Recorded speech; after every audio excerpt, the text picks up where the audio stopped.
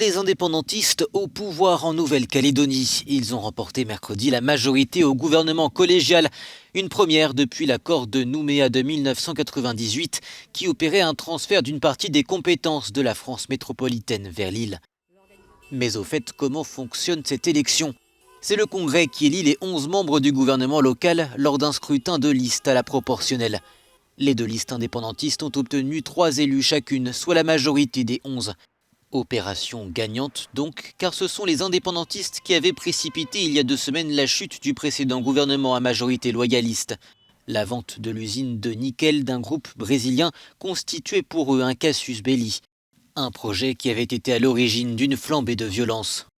Le résultat de ce scrutin peut être vu aussi comme un signal politique fort, alors que l'accord de Nouméa doit s'achever par la probable organisation en 2022 d'un troisième et dernier référendum sur l'indépendance. Les deux précédents, de 2018 et 2020, avaient été remportés par les partisans du rattachement à la France, mais leur score s'était érodé en 2 ans. Le nouveau gouvernement calédonien devra d'abord entrer en fonction une fois son président élu par les 11 membres de l'exécutif, ce qui était prévu ce mercredi. Mais aucun des 3 candidats n'a obtenu la majorité des voix. Le scrutin doit donc être reprogrammé.